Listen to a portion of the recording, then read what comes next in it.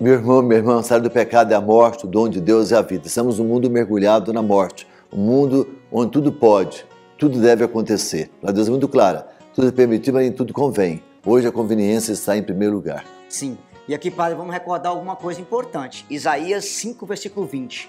Ai daquele que ao mal chama bem e ao bem chama mal, que transforma o doce em amargo e o amargo em doce.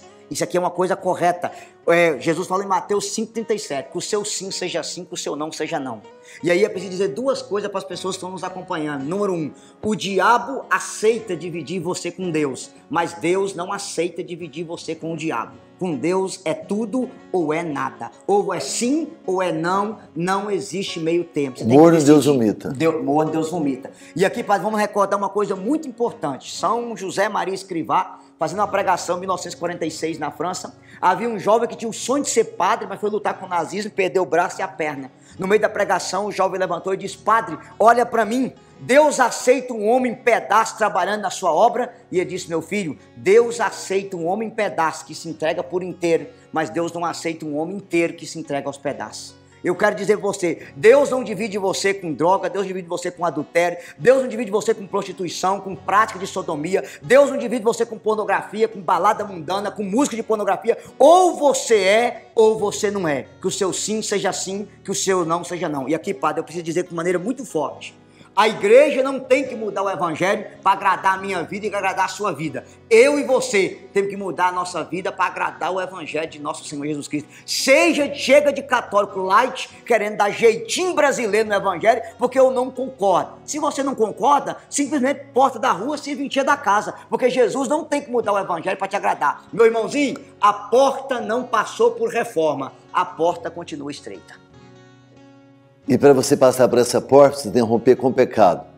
A palavra de Deus sempre no seu coração, luz para os seus passos. Dizer sim quando sim, não quando não. Quando é que nós vamos entender isso? Será do pecado e a morte, e o dom de Deus é a vida.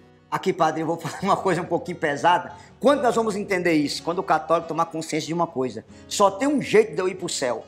Amar profundamente a Deus e odiar profundamente o pecado. Veja bem, não existe amor verdadeiro ao bem sem ódio verdadeiro ao mal. Não existe amor verdadeiro à santidade sem ódio verdadeiro ao pecado. Por que a gente peca? Porque no fundo a gente não odeia o pecado. Porque no dia que eu aprender a odiar o meu pecado, eu vou abandonar o pecado. O dia que eu entender que o pecado é uma ofensa a Deus e que me leva para o inferno, eu vou aprender a abandoná-lo. Isso é coisa do diabo mesmo, não é? Porque eu sei estar do pecado e a morte, onde Deus é a vida, e no entanto eu estou cada vez mais mergulhado no pecado, dizendo: Deus entende, Deus conhece o coração. É um discurso terrível isso. Sim, eu chamo isso aí de discurso da falsa misericórdia. Eu quero colocar o meu pecado na conta da misericórdia. E aqui a gente tem que aprender três coisas. Primeiro, padre, misericórdia não é direito se eu pecar, é oportunidade se eu abandonar o pecado.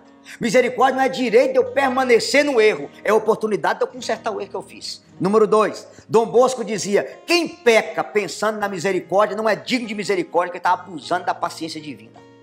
Quem peca pensando na misericórdia não é digno de misericórdia, porque está abusando da paciência divina. E a terceira coisa, que é o mais importante, Santo Ambrósio dizia que a misericórdia, para ser verdadeira, tem que ter três coisas dentro dela: afetiva, efetiva e reta razão. Jesus encontra a mulher pecadora, joga ela aos pés de Jesus, ele se agacha, ou seja, ele se coloca no lugar dela. Primeira coisa que é misericórdia, se colocar no lugar do outro. Segundo, fazer algo pelo outro. Ele disse para eles: quem de vocês não tiver pecado, atire a primeira pedra. Ele defendeu a mulher. Mas terceiro, reta razão, vai e não tornes a pecar. As pessoas falam comigo assim: ah, mas Jesus andava com os pecadores. É mesmo? Cita um pecador que andou com Jesus e ficou no pecado. Ah, Judas, mas foi para o inferno. E aí é bom dizer, ó, Jesus encontrou Madalena, hoje ela é Santa Maria Madalena. Jesus encontrou Zaqueu, ele abandonou o roubo. Samaritana, largou a prostituição. Mateus, largou a coletoria de imposto. Todo mundo que encontrou Jesus largou a vida velha.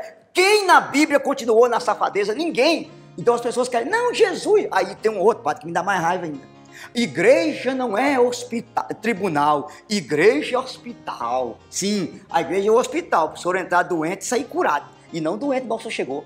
A igreja é o hospital que o cara entra com a amante, larga ela e volta para a esposa. Igreja é um hospital que o cara entra na prática homossexual, sai dela e vai viver a castidade. Igreja é um hospital que o cara entra embriagado de cachaça e sai embriagado da água viva. Igreja é um hospital que o cara entra na corrupção, na roubalheira e volta a ser honesto. Igreja é um hospital que o jovem entra transando com a namorada e abandona a prática. Igreja é um hospital para ser curado e não sair de lá de dentro igual entrou. Essa é a grande graça. O dom de Deus é a vida. Deus nos salva, nos restaura, mas dizer sim quando sim, não quando não.